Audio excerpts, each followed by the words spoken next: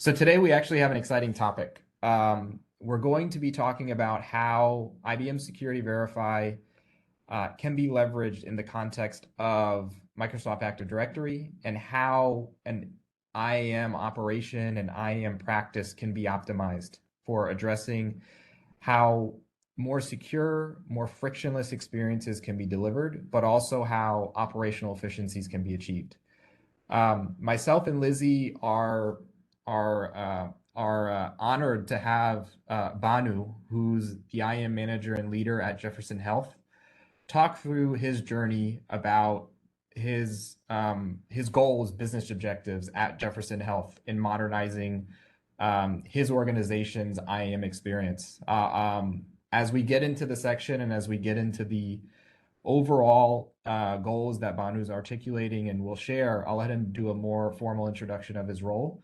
But I will say Banu is a leader, an innovator, and one that is pushing the boundaries. So it's a pleasure to have Banu join us as we talk about how IAM can be leveraged and what are some of the best practices employed as part of modernizing the IAM stack.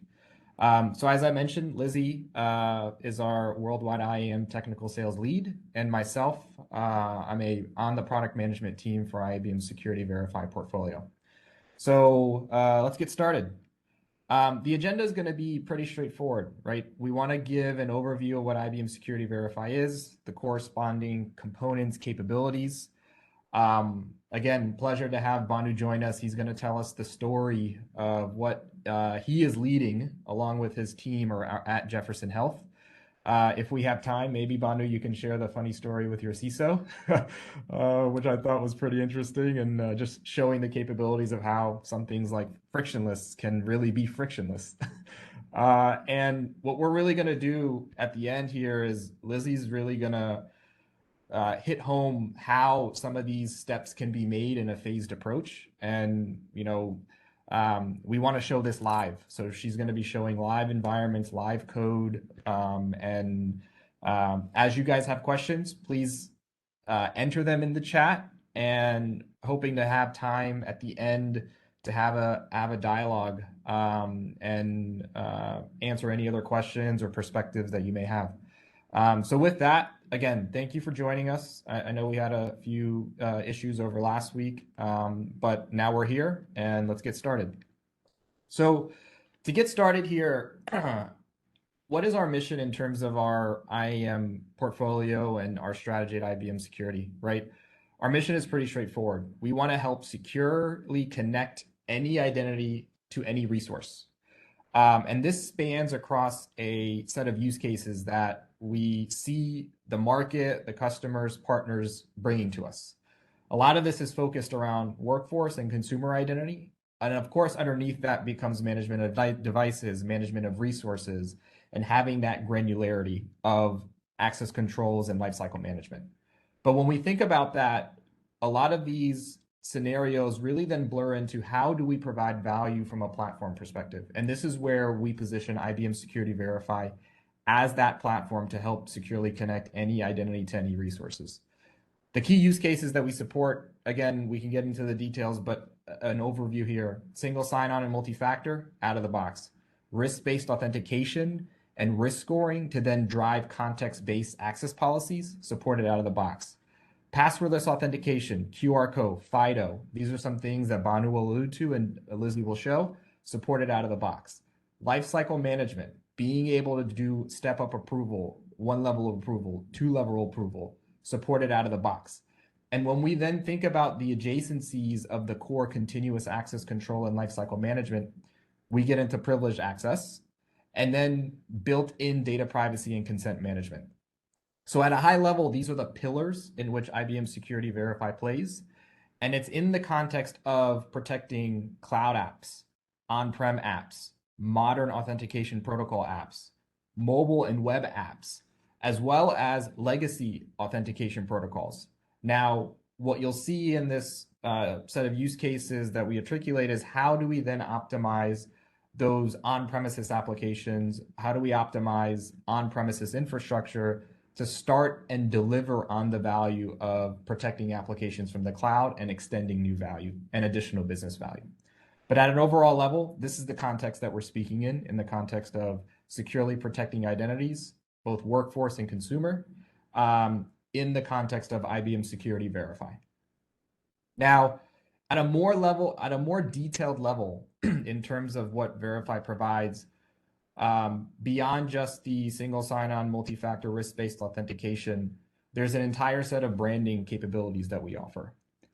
From a governance standpoint, I talked about access entitlement. We also do provisioning, deprovisioning, remediation workflows, as well as attribute mappings between different identity sources so that you can have a single representation of the user. From an administration standpoint, we have out-of-the-box reports, both for admin activity, authentication activity, privacy and consent activity, risk score activity, and more. And these are all tools that allow application owners, that allow admins to get a collective and holistic view of what's going on in the context of their IAM environment.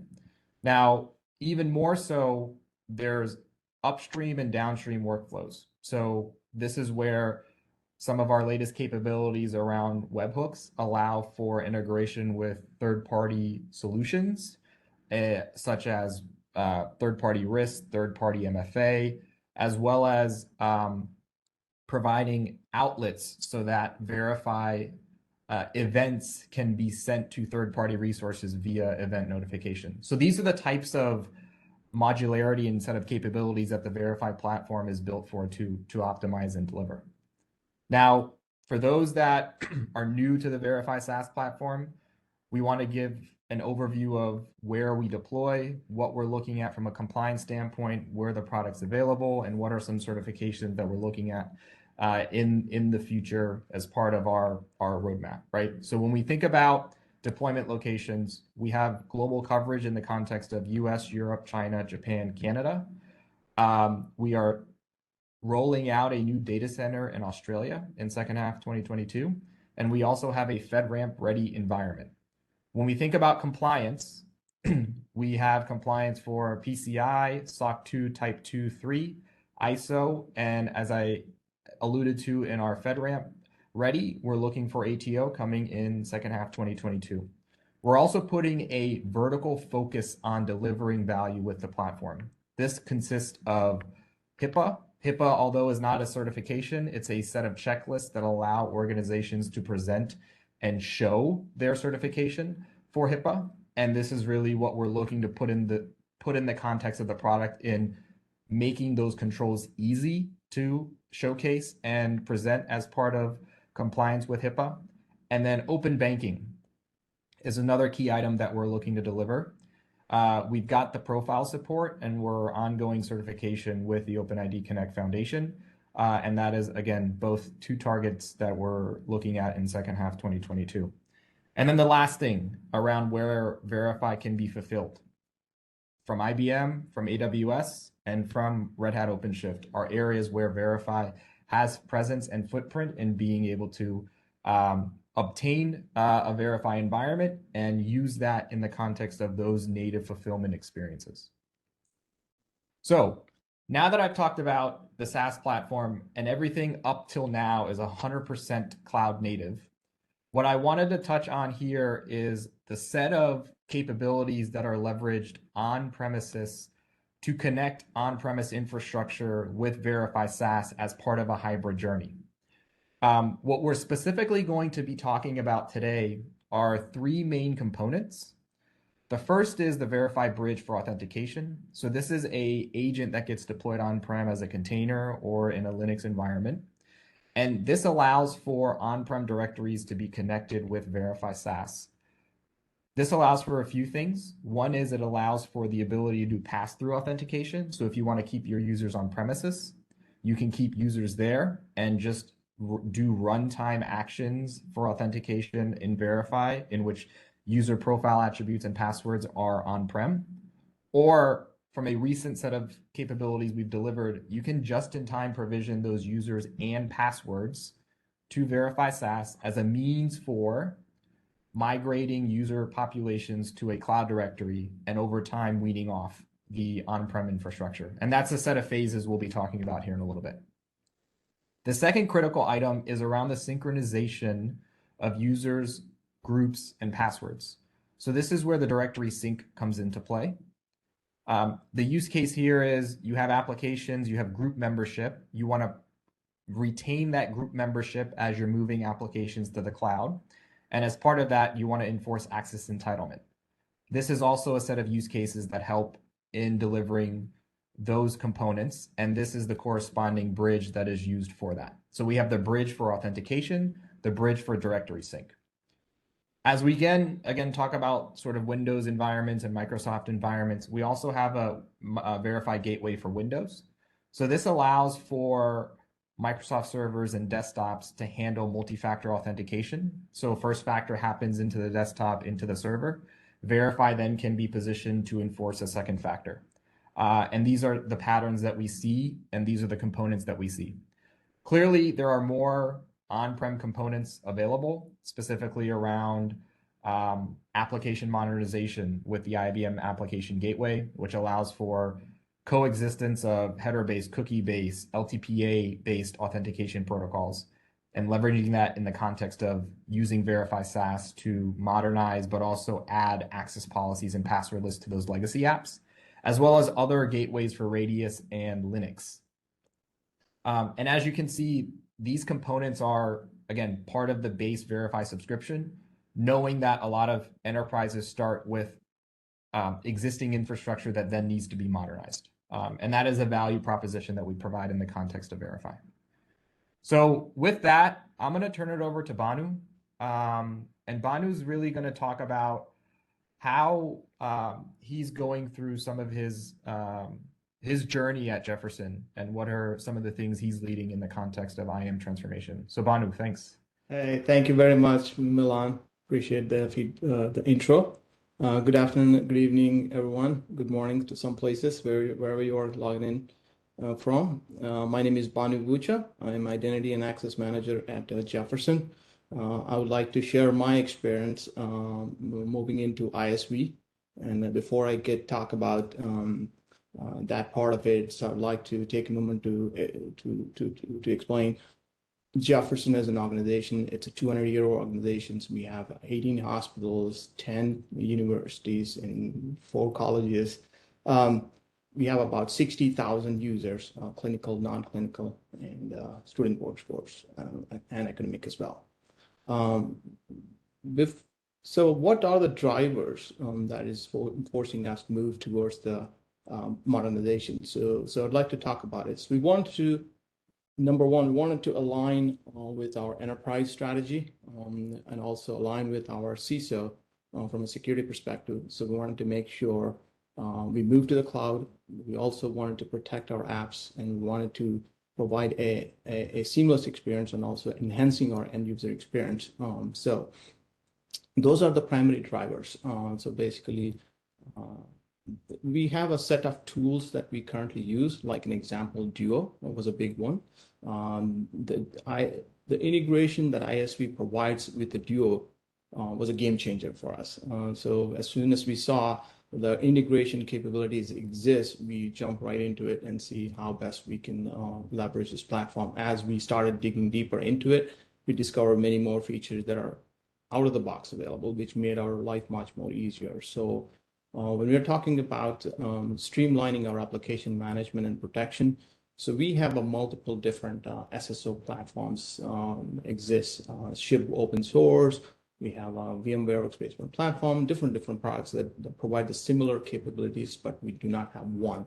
So I think we wanted to provide a one unified application that can do not only SSO and MFA and a few other integrations, but also will allow us to expand our capabilities to allow social logins, OpenID connects. We wanted to do a fine-grained authorization, things like that nature, so that this platform provides those capabilities. So we wanted to have a single portal where they can see all of their apps, just like many, but being able to launch them not only to the cloud applications, but also a bridge gateway into our on-prem applications too. So this, whatever Milan talked about previously, the on-prem agent software that's available that helped us build the software solutions quickly. So wanted to manage his users and groups and being able to move them into the platform and effectively manage the authorization perspective. We want to enforce the strong authentication factors, and the one out of the box that is available is the passwordless authentications that are we've looked at number of products and what it needs to be done, but I think they are a little bit complex in my view to configure. But I think that as we had out of the box profiles that the end user can simply register their FIDO. If you are a Mac user, you can touch and you can register your device directly. You will love the QR code option to scan and log in. It's out of the box again, just need to install and configure it. This configuration itself is not that complex, thanks to my architects who worked on behind to make it happen. I'm just going to talk a little bit about it.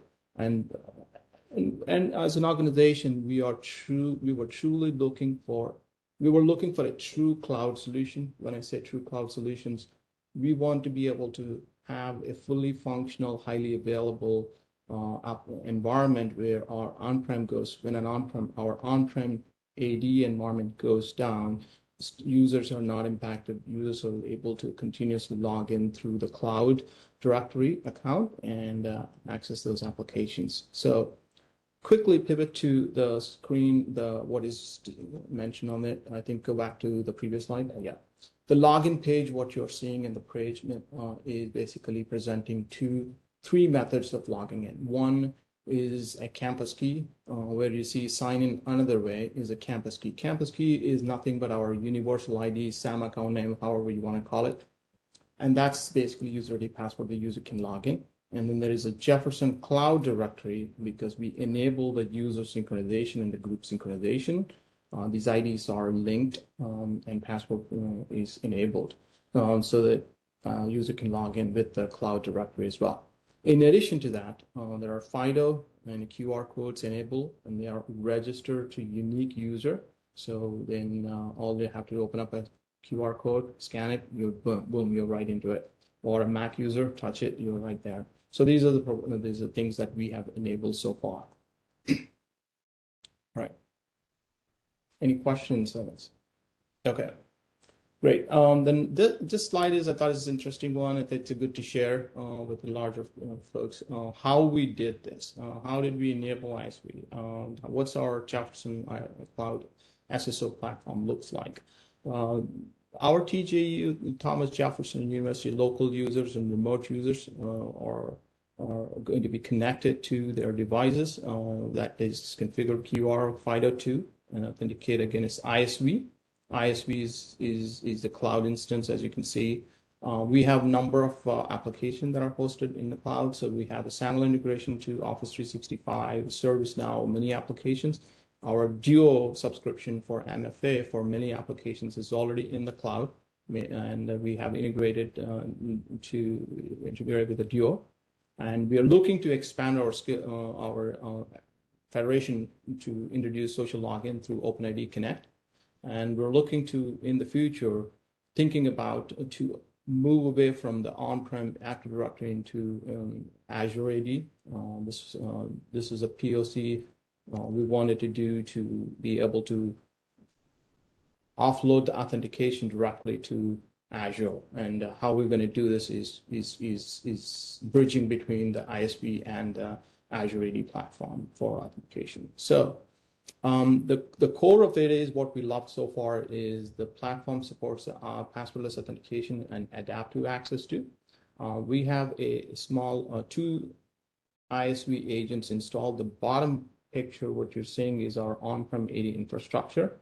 We have 2 agents. One is a directory sync and user authentication agent that's sitting in there, receiving the request from the cloud to our on-prem and facilitating authentication, also being able to synchronize the users that are being provisioned through our on-prem provisioning platform, synchronizing into the ISV cloud. So that's how our architecture look like, and we have a few other challenges we need to solve. We have some more for physicians who cannot bring in a cellular phone devices into rooms, and then also we can't use the biometric because they will be using the gloves and scrubs and face masks. There are some challenges that are there, so we need to solve. But majority of other use cases we are able to solve. But anyway, any other questions?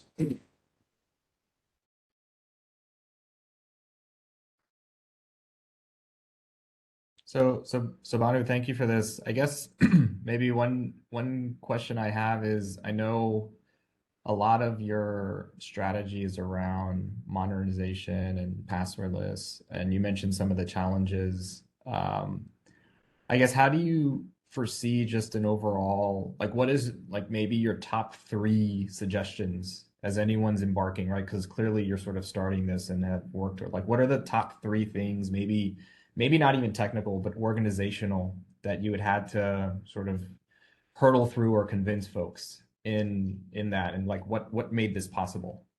Yeah, that's a very good question. So again, many folks would agree, the data and data and data. How clean is your data, and how well the data is organized within the HR platform, and the provisioning platform that you have within can automate some of the accesses while they're being provisioned to HR system into your endpoints. The more cleaner you can keep it, the better simplified it becomes. And you're less headache in managing your user identity in AD, and ultimately wherever they're being synchronized to, whether it is Azure AD, whether it is ISV, and how well the groups are managed. And your basically the access is tied to the group membership too. So that's number one. And your unique IDs within, as with many organizations, the problem with the duplicate duplicate user IDs, and how can you filter and make sure all those accounts are tied to a single canvas key, universal ID, SAM account name. So some of the things. Awesome. Thank you, Banu, again, and really appreciate your insight and expertise. Okay, so moving on a little bit, after having to follow Banu may be a little bit difficult, but as we transition into now setting up some of the use cases that we want to showcase, that Lizzie's going to be leading for us, I wanted to first articulate, though, what those are, so we have a mental model of what we're progressing towards. So the first phase that we tend to see typically in the context of this modernization, using Verify SaaS in the context of AD, is the moving of applications to the cloud. Now, part of this is to give a pendulum in that journey. Not all apps are going to be moved day one. Not all apps are going to be moved in the context of a quarter or even half a year. But part of this is to start seeding that. And this is where we tend to see newer apps being onboarded into Verify SaaS while preserving the existing authentication flow, right? So this is where, from an on-premises standpoint, you'll still have your Active Directory. From a Verify SaaS standpoint, you'll employ the authentication bridge and directory sync. And then the cloud components that you then unlock is part of the core capabilities around single sign-on multi-factor, right? So the goal here is to move those apps, provide application protection and a framework from the cloud, keeping users and groups on-prem, and then still being able to do that access entitlement workflow and approval workflows by being able to synchronize users and groups. So that's phase one in terms of what we typically see. The second phase in terms of what we typically see is starting to move that pendulum of not only protecting applications, but also users from the cloud, right? Now, the value here is you can wean off your on-prem infrastructure if desired, and then start migrating those users and groups to the cloud without having to compromise user experience. We can just-in-time provision users' passwords, and users don't have to reset those passwords as they're logging in. Now, the byproduct of this, and this was actually something that Banu presented to us, he's like, hey, by the way, we can do failover in case Active Directory is down during this transition. We can still continue to have users log in via Verify SaaS, right? And that's a critical component in terms of some of the things. Now, the difference between phase one and phase two isn't drastic. what you'll see is Lizzie's just going to click a checkbox in the agent, and then now you'll start propagating users and passwords to verify SaaS in the cloud directory. And that's what's going to enable the just-in-time provisioning of passwords. Part of this is to keep things simple, reduce the need for having to code and integrate, and really providing those stepping stones. And then phase three is really where we see some of the value that can be added. Now, I guess what I'm about to say now isn't just strictly available in phase three. You can do what I'm about to say in phase one and two, but the differentiated value is being able to move 100% to verify SaaS from a cloud perspective. And then this is where in the demo that Lizzie's going to be sharing, how you can extend additional capabilities like data privacy and consent management, password lists, risk-based authentication, and basically a centralized management of users across the board. I'm hearing some feedback. If you can please go on mute if you're not speaking, that would be excellent. And part of this is moving from having 0 on-prem components to now being able to do this through a streamlined platform. So with that, I'm going to set up Lizzie to share the demo. Lizzie's an expert in this space, and I'm going to stop sharing and let Lizzie take control.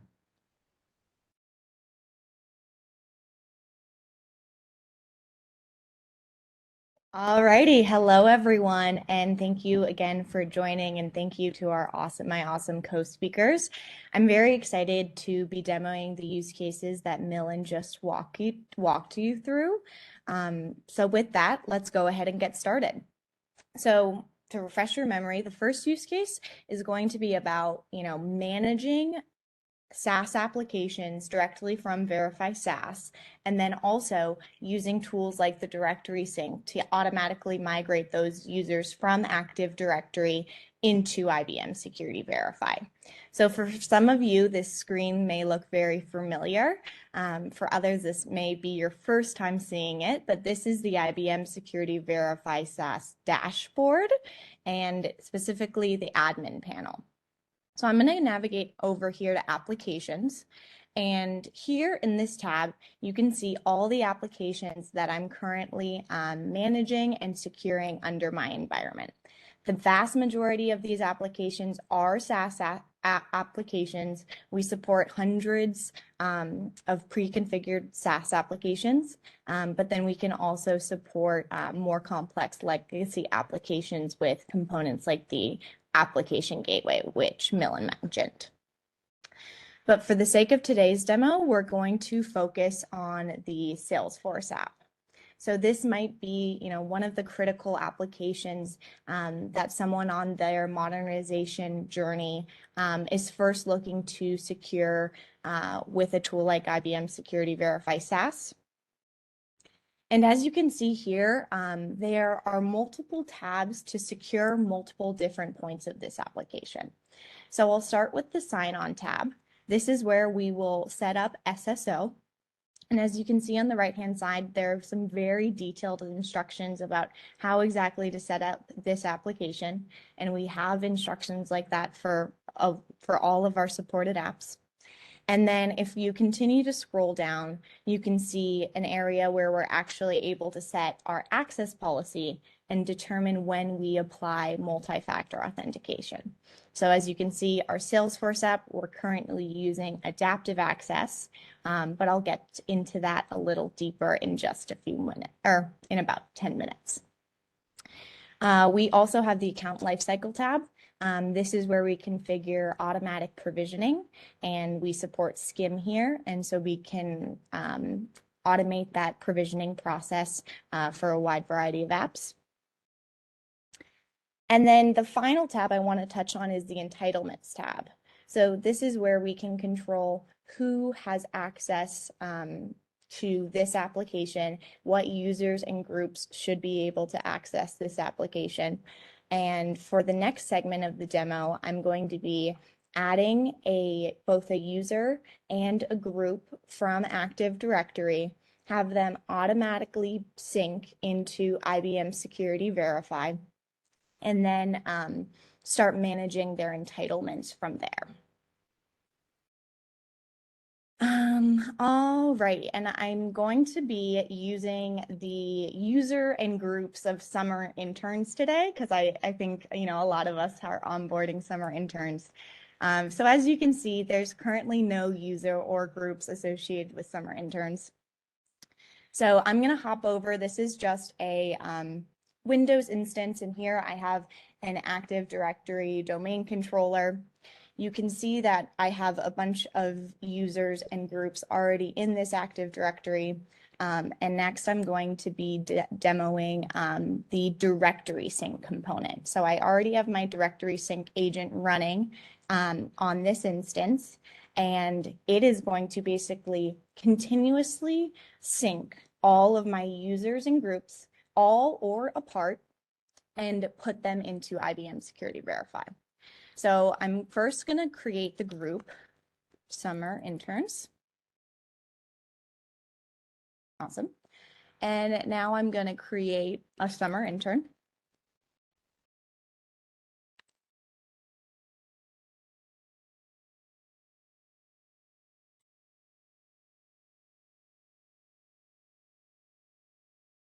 And we're also going to set him or her a password.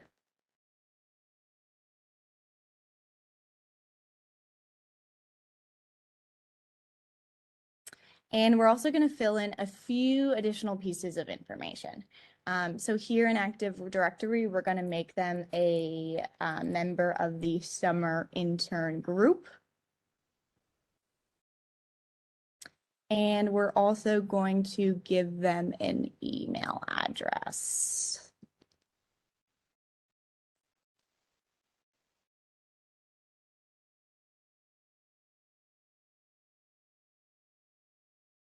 All right.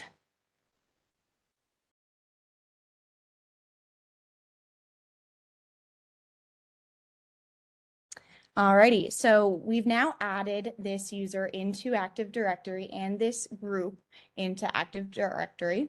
And now when we go back to Verify SaaS, excuse me while my computer loads.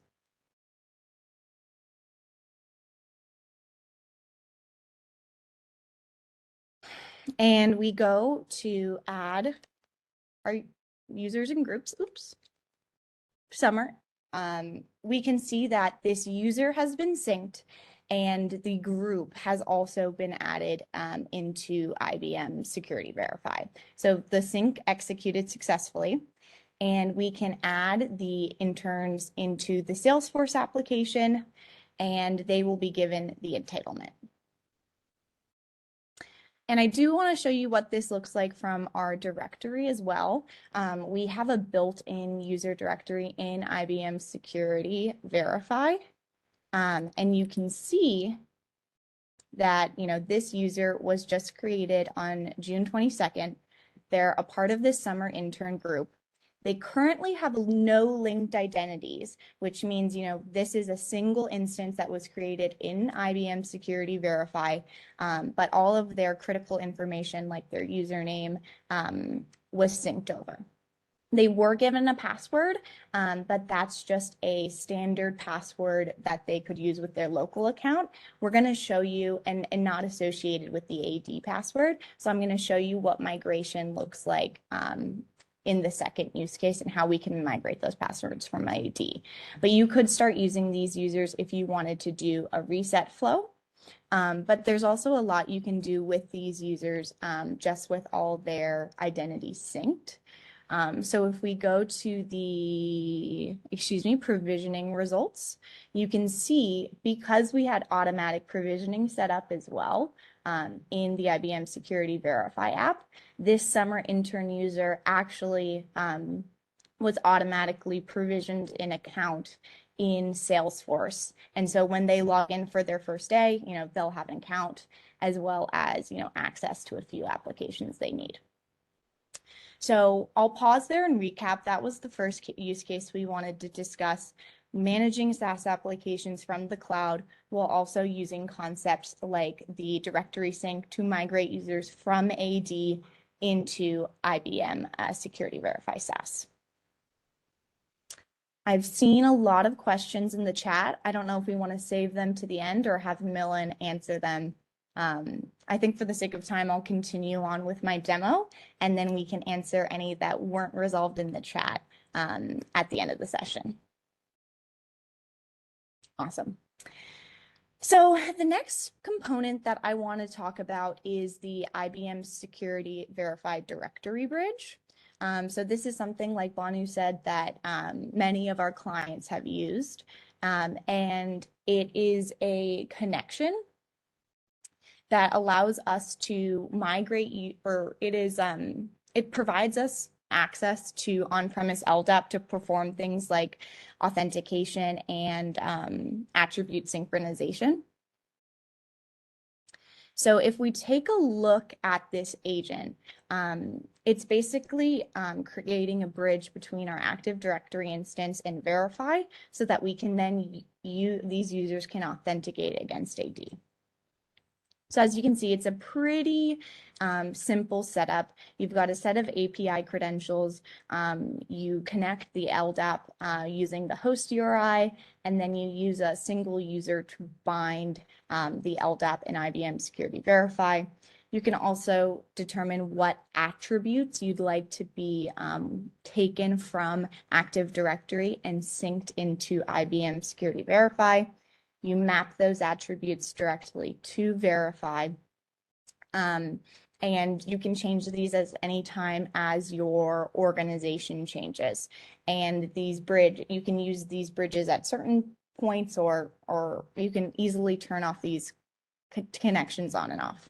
So that's the setup of the identity agent. But what I really want to focus on is the identity provider tab. And I see a lot of questions. Millen, do we need to clarify something? No, that's just me responding. Okay, awesome.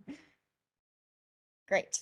So here in the Identity Providers tab, this is actually where we decide for IBM Security Verify's main login page, as well as for individual applications, what identity source do we want to authenticate against. And so, as you can see, we support a variety of different providers. Cloud Directory is our built-in directory and is going to be, at least in my tenant, is the default. But we also have a few different identity sources. We have a variety of different social identity sources. Here I have 4, but I think we support over 15. But here is that instance of the AD webinar bridge. So that was the bridge agent that I just walked you through. And this is where we set up some settings of, when should we be using this bridge for authentication and what exactly do we want it to do. So I first want to talk a little bit about the concept of identity linking. So when we looked at our user previously, we saw that they didn't have a linked identity.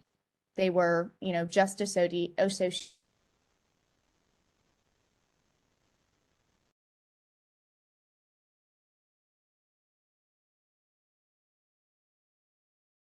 I think we lost Lizzie. Yeah, we'll give her a second. So I guess the key off of what Lizzie was going after, specifically with identity linking, we have 2 types of users. We have what we call a federated user, which is the user that has been created in the context of connecting with Active Directory. And that basically says that, hey, Verify is aware of the user, but the user is being federated through the Active Directory as the core identity provider. In the context of, and also I'm slacking Lizzie. I guess the silver lining here is that this is live, so we're not playing any games. The second piece is the context of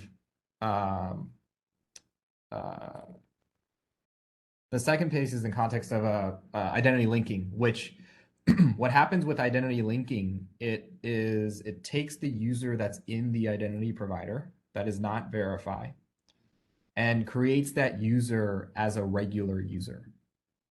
So what that implies is The user's information then becomes propagated into Verify SaaS. The passwords get migrated into Verify SaaS. And now you're effectively saying that, hey, this user is now a native Verify SaaS user. And the benefits for that is really what we get into, which is now you have this centralized management of those users in Verify. But as you're starting to do this, right? So not all users will be regular users day one, right? The value here is as people authenticate, they passively get provisioned in the context of Verify. They passively get deployed into Verify.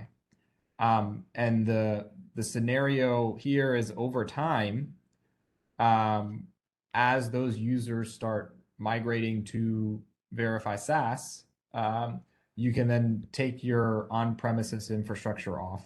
Hey guys, I'm back. Sorry about that. Yeah, Lizzie, I was just talking through, you were just explaining just in time, or sorry, identity linking, and I covered that.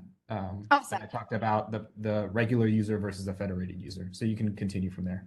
Awesome. Thanks for that, Millen. You'll have to excuse me, guys. I'm at an IBM client site in Europe right now, so I guess the Wi-Fi is not as strong. Alrighty, and let me just power up my VM again. Awesome. So basically what we'll be doing next is we're just going to show authentication against AD instead of Cloud Directory. So here is my IBM Security Verify login page. Mine isn't branded as Jefferson, but just a generic IBM Security Verify tenant. And here we can decide what we want to authenticate against. So I'm going to choose the AD webinar bridge. And then I'm going to use this user's AD username and password.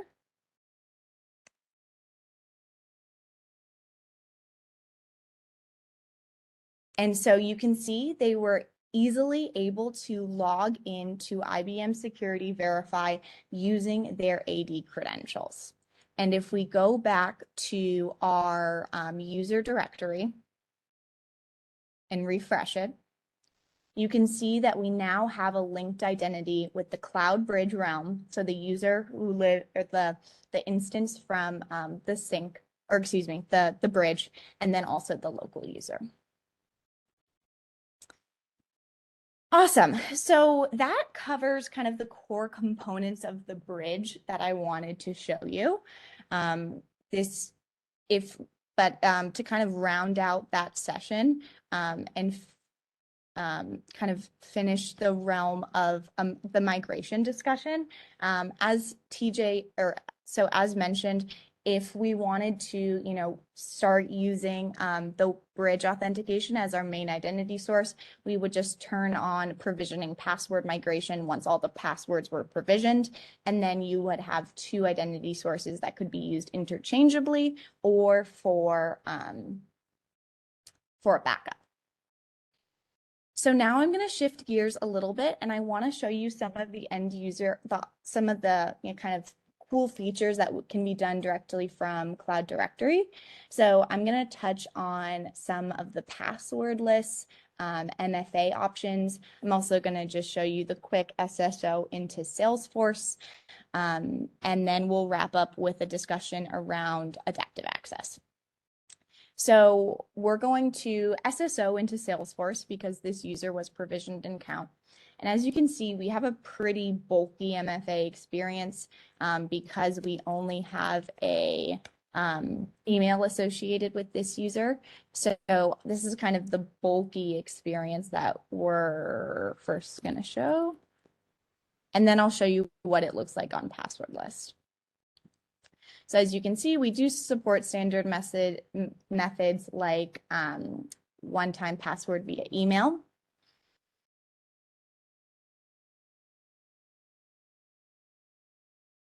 And excuse my connection, but we SSO directly into Salesforce. This user was automatically provisioned and now has its own account and can even, perform the actions that they specifically need to do.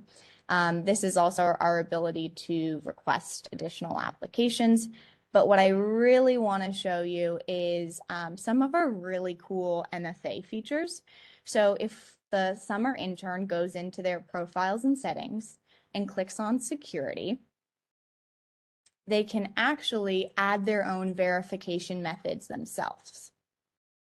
So we support a variety of different factors. For the sake of this demo, I'm going to show FIDO because this is something that I personally am very passionate about and just builds a super seamless user experience. So I'm going to add a device. I'm going to connect to your device. We have a variety of different options. I'm going to use my computer's built-in fingerprint scanner, but we also support USB keys and both Android and any phones with biometric features. So I'm just going to provide my fingerprint, and then I can say my intern computer. And just going to confirm that fingerprint one last time. And we've added FIDO as a multi-factor authentication method. We also have the IBM Security Verify app, which is a awesome app similar to Duo, where we can do a bunch of different authentication methods. And the setup for that app is as easy as just scanning a QR code. And then you can do things like push notifications, Face IDs, OTPs, really a significant wide variety of options. And setting it up, just takes a matter of, 45 seconds when I press. Awesome. So to go back to the end user experience, now when we log in for SSO, you can see we have a wide variety of different options now, like touch approval, fingerprint approval, as well as a FIDO2 authenticator. Awesome. So for the sake of time, because I see a lot of awesome questions, I'm going to kind of move through these last few components. So I've navigated back to the admin panel, and I want to show you some of the really cool features that are available in IBM Security Verify SaaS, and specifically when we're using our cloud users. But it is available for non-cloud users as well. So we talked a little bit about adaptive access. We showed that the Salesforce application was using adaptive access, and adaptive access is our risk-based authentication technology. It's actually powered behind the scenes by IBM Security Verify's Trusteer product, but it basically associates a risk score with every user session based on a wide variety of factors, and then applies a policy action, whether that be allowing them, enforcing MFA, or blocking the user, and also provides a lot of details around each of these sessions. So if we look at this summer intern, we could see it scored a risk level of low the second time, and a risk level of medium on the first instance. And you can even investigate the IP address, as well as look at the session data to a really fine grain extent. And this is really one of the features that can revolutionize the way your end user experience, because it's only going to apply multi-factor authentication in those critical, for the critical moments. I also wanted to touch a bit on a few of our consumer use cases, because we talked a bit about, in the context of workforce, showing you kind of that standard workforce single sign-on dashboard, but we are providing a lot of really cool features in the consent space as well.